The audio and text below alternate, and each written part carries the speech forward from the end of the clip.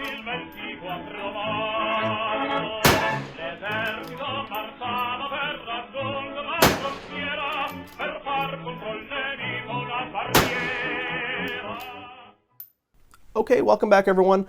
I've got with me today the patriarch of the Carcano family of rifles, the Italian Fucile Modello 1891, or simply the rifle model 91.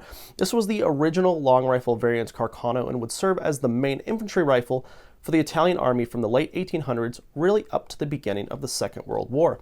It's most notable for its usage in the Italo-Turkish War of 1911, and of course, World War I, or the Great War. The Model 91 in total weighs about 7.7 pounds, is 51 inches in length.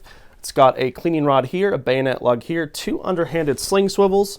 It's got a straight bolt, and then of course it has this really beefy rear sight, and then the barrel and front sight are protected by this nice blued finish. Additionally, the 91 is chambered in the 6.5 Carcano cartridge and adopts a Mannlicher style loading system along with the bolt system created by Italian engineer Salvatore Carcano, who we get the name of the rifle from.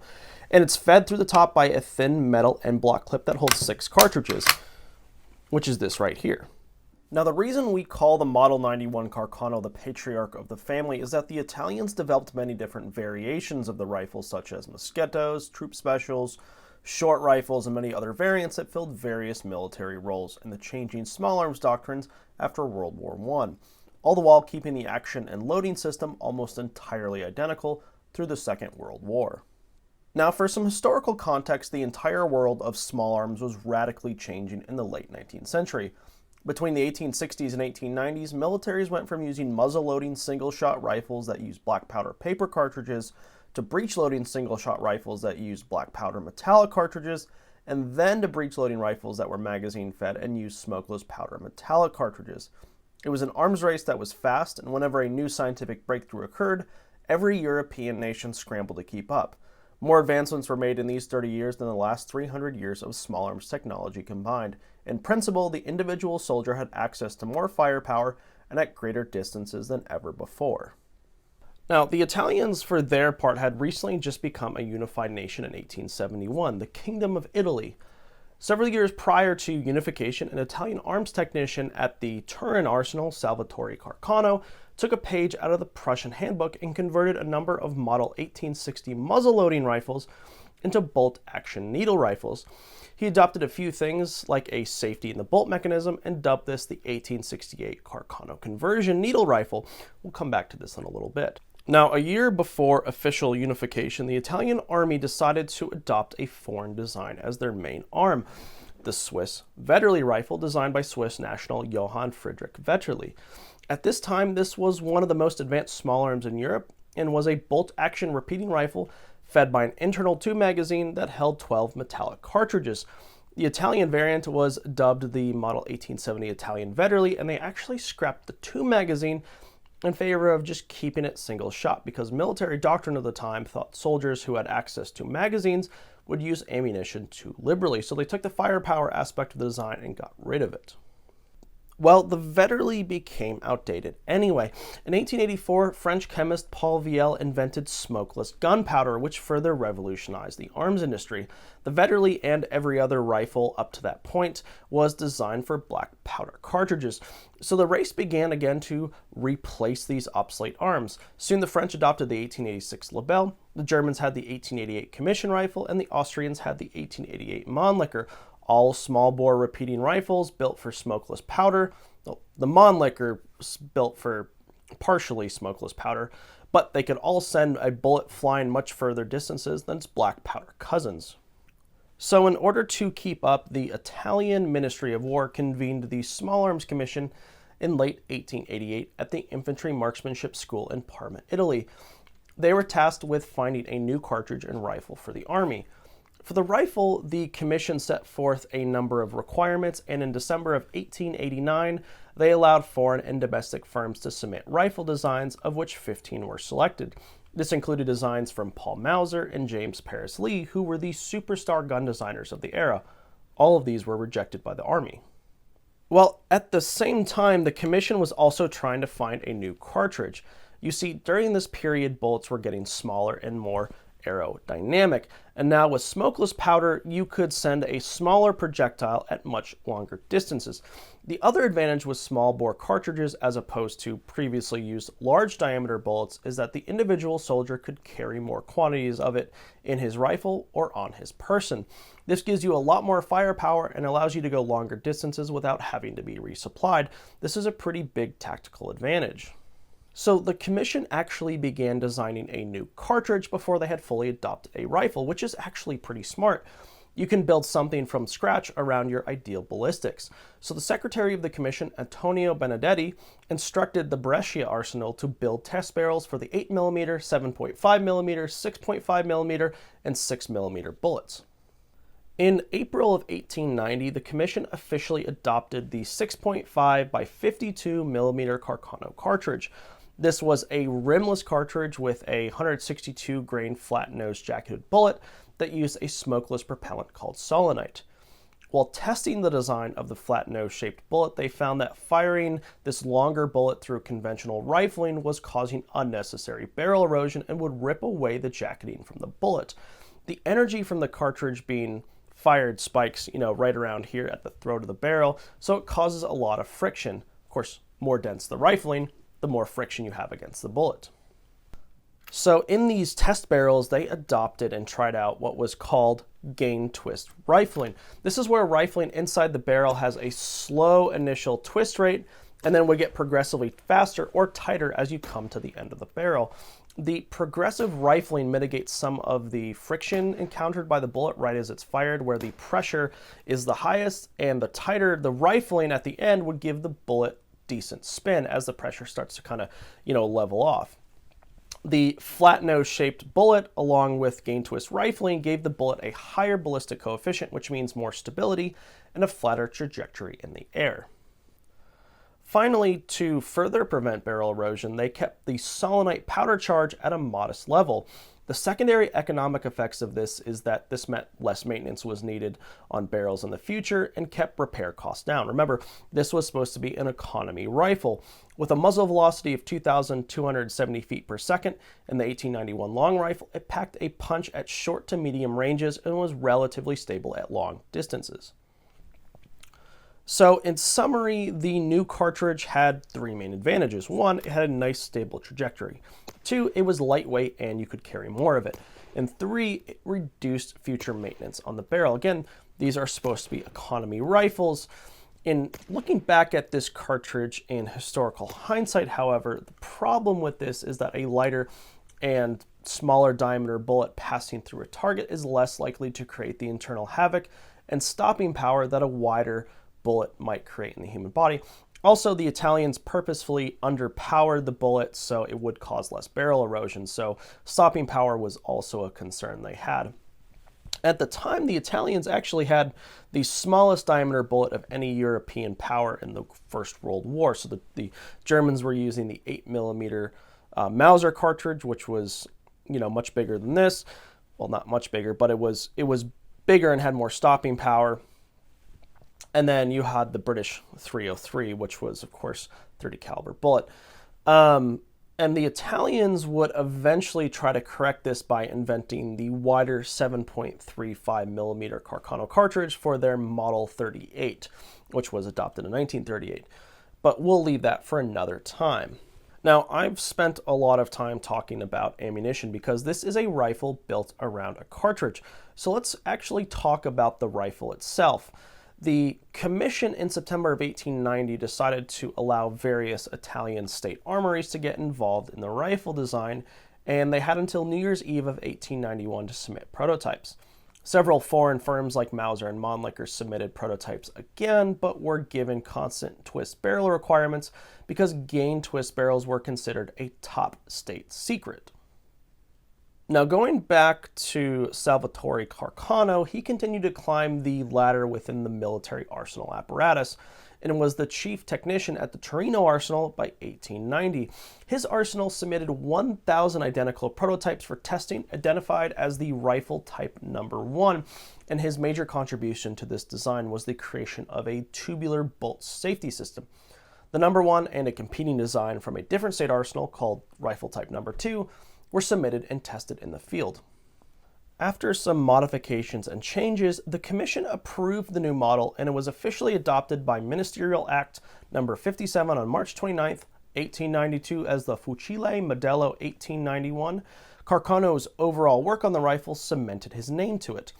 Italy now had its first smokeless powder, and as a side note, in 1893 and 1897 respectively, two different musketto or carbine variants of the Carcano rifle were adopted to fit various non-infantry roles like engineers and cavalrymen. Taking a look at this Truppe Speciale here, it's basically the same rifle but shorter, and I talk about this in a different video. Italy's national government at the time of adopting the Carcano was relatively broke, and so spending money to make these new rifles was not really a big priority. Despite this, the government was certainly interested in overseas colonial adventures, and when the first Italo-Ethiopian War erupted in 1895, no Carcanos found their way to the conflict. They opted instead for the older, outdated Vetterlis in order to eat into existing stockpiles first. The Italians were forced to abandon this endeavor, however, after their loss at the Battle of Adwa in 1896. Operationally, the 91 was first used during the 1898 Milan bread revolt, which was a domestic tragedy, unfortunately. Then we see it used more extensively over a decade later in the Italo-Turkish War of 1911 and 1912, which was really the first time it was used in combat. This war saw the first combat usage of things like radios, airplanes, and other technological advancements, including this relatively untested Model 91, which proved itself ballistically sound for the open desert environment of North Africa. So when this rifle was designed, like most end-of-the-century bolt-action rifles, they were meant to be used in volley fire, shoulder-to-shoulder action with standing and kneeling positions. By the First World War, standing rank order shooting was made obsolete by close-quarters trench warfare. However, this was a rifle they were taking into the Great War against Austria-Hungary in the high altitude and cold winters of the Eastern Alps. It was one of the most treacherous and violent fronts of the Great War, and frankly, one of the least talked about fronts of the entire conflict. But the Model 91 served the average infantryman well, and fulfilled the Italian government's design need for a durable, low-maintenance rifle that was stable shooting and that any person could learn to use. After the war's end, many militaries, seeing that combat distances were shrinking, began shortening or adopting shorter rifles as their main infantry arms. Why have these very long, awkward, and heavy rifles when you anticipate battlefield distances and engagements of no more than 500 yards? Italy took many of these original long rifles and cut them down to musketto lengths around 1924, like we have here. Like we said, the Carcano family had a dozen or so variants, but the long rifle continued in domestic and colonial service through the Second Italo-Ethiopian War and to the end of World War II. Now, the 91s were manufactured at 7 different arsenals: Terni, Brescia, Torino, Torna Alzate, Media, Brescia, Roma, and Beretta. Together, they produced just over 3.5 million of the Model 91s alone. While the rifle was adopted in 1891, the majority of these rifles were manufactured between 1910 and 1918. Like we just said, without much wartime demand and other priorities by the national government, production speed was fairly low, but the government really ramped up production in 1912 during the Italo-Turkish War, where, for example, the Terni arsenal increased monthly production from 540 to 2,500 rifles. Now, fast forward to 1915 during the Great War. Italy had 900,000 Model 91s on hand, and then just over 2 million by the war's end in 1918. This sounds like a lot of rifles, but you also have to factor in many were damaged or destroyed in combat. You had to keep some for training purposes, and then these numbers were supplemented by carbine variants of the Carcanos that had been introduced, and then over 1 million of the older Vetterli rifles were given to soldiers to help fill in the gaps. Compare this to the Gewehr 98, which was the mainline infantry rifle for Germany during the war, who started out with a stockpile of 2.5 million rifles in 1914 and were able to produce an additional 7 million during the war. Now, of course, variables like manufacturing capabilities and population density play into industrial mass manufacturing of small arms. However, the slow manufacturing time for the Italians was less than ideal when war did finally break out. Well, anyway, let's go ahead and take a closer look at this particular rifle. Looking at the barrel right here, we see it marked Terni, which was one of the state-operated small arms arsenals located in Terni, Italy, which produced the largest majority of Model 91s. Terni produced about 2,800,000 of long rifle variants from 1892 to 1936. On the right side of the barrel here, we see the production year, which is 1918, and then on the left side, you see the serial number. On the far right side of the barrel, we see an upside down FP, which indicates the firm that the steel came from. There were several different steel providers for barrels of the 1891s. The barrel is also faceted shape, while the later World War II model 1891/41 rifle barrels were cylindrical. Beginning around the fascist era in Italy, a lot of the barrels on these Carcanos were rounded off as sort of a cost and time savings measure. Now, looking at the left side of the barrel, we see an SG inside of a circle. This is an inspector's mark. And then we also see this little oval stamp right here, kind of hidden away by the stock, which includes the crest of Savoy. This is the symbol of the Kingdom of Italy, which the House of Savoy were the monarchs of at the time. So this stamp means that it was accepted into government service. Additionally, we see right in this middle a cross rifles and bullseye target stamp here, indicating that it was test fired and met performance standards. Now, this doesn't mean it was a sniper rifle or more accurate than other rifles. What it means is that they would take a sample of rifles out of each batch that were completed, disassemble them, reassemble them, check for any fitting issues, and then test fire them as an additional quality control step. So we estimate this happened to about 10% of rifles, but this was just part of the manufacturing process. Looking at the rear sight, we have this sort of awkward rear leaf sight design with a large base, which is set for 450 meters. When all the way forward, you depress this button, and then it just sits in place here. This is set for 300 meters and is called their battle sights. And so this was the lowest available measurement they had. Shows you how long combat distances were when they were planning the design of this rifle. And then when you go back, it's adjustable from 600 to 2,000 meters in 100 meter increments. The receiver, except for proof marks on the underside, has a barely noticeable inspector's mark right here. The magazine loading system uses an Austrian Mannlicher design, which has you insert a 6-round en bloc clip into an internal magazine that is held in place by a clip latch. Once the final round is chambered, the empty clip will simply fall out of the bottom. Sometimes you'll hear them referred to as Mannlicher Carcanos because of its loading system, but this is an incorrect designation. In fact, the cost of designing a new loading system was just too high, so they decided to purchase the right to the system directly from Mannlicher itself. The Carcano utilizes a tube-style safety system, so when the bolt is in the cocked position like we see here, you simply apply pressure to the thumb piece and move it to the left. The thumb piece also blocks the soldier's sight of line, indicating that it is in the safe position. So if you actually line up your eye like you're taking ready to aim, this will block you from seeing down the front sight. To disengage the safety, you move it forward and to the right, where the firing pin now is under pressure of the spring and ready to fire again. Another option is to hold the trigger down when you're moving the bolt forward, and this will disengage the spring tension. This is the same with pretty much all Carcano rifles. So looking at the stock, it really only has two pieces, the upper handguard and the main stock. So the stocks were made of either walnut, beechwood, or ashwood. This example is walnut. Now, believe it or not, a full rifle with a walnut stock weighs about 7.7 pounds, like we said earlier. But with a beechwood stock, the total weight jumps up to 8.6 pounds. Beechwood is heavier, however, it is much stronger and less prone to stock splits, and therefore is less likely to need future repairs.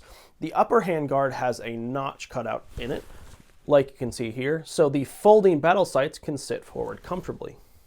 Looking at the buttstock, we see the serial number on the side here repeated, and then a lot of these had government acceptance cartouches, but this one is very, very faint and barely visible. The buttstock is obviously protected by a metal butt plate, but nothing special beyond that. And then we have a sling loop down here underneath the buttstock. On the fore end of the rifle here, we have a mid-barrel band keeping the handguard in place along with the front sling loop. We also have a single nose cap right here, along with the bayonet lug and the cleaning rod. A quick note about the Model 1891 bayonet, but it's a sword-style bayonet that has a 30-inch blade with wooden grips, of course. The manufacturer's name is typically here on the ricasso, and then the serial number is here on the crosspiece. They're a little bit different on all of them. Like this one is an earlier version. You see several different acceptance marks. Here's the serial number, and then you see this was manufactured at Turney. And then you just, fit this right onto, you fit the T cross section right here, and it locks in place when you press this button by placing it into the locking lug. The Model 91 Carcano started a lineage of rifles that lasted half a century. After the war and during the interwar period, you have the Model 24, the 28s, the new Model 38s, and the 7.35 cartridge, and then they go back to the 6.5 cartridge during World War II. So it's an extensive family of rifles with a lot of history. Sometimes you'll hear people refer to these as Italian garbage rods because they aren't as popularly revered as Mausers or Enfields, or frankly, they just don't know how to shoot them correctly. But you have to remember these rifles serve their initial design purpose well. They were built to be rugged, dependable, low maintenance, and easy to use for a conscripted army. For a semi-industrial, semi-agrarian society like turn-of-the-century Italy, this was a very dependable infantry weapon. A farmer who picked this up and was trained on it could become very proficient and deadly very quickly. If you're shooting these old Carcanos today, be sure to use the correct long-nose ammunition for best accuracy. They're cool pieces of history and they're fun to take out to the range. The information I used for this video comes from the book, The Model 91 Carcano Rifle, A Detailed Development and Production History. I'll leave a link to this book in the video description as a reference. If you like this video, don't forget to like and subscribe, and we'll see you guys soon.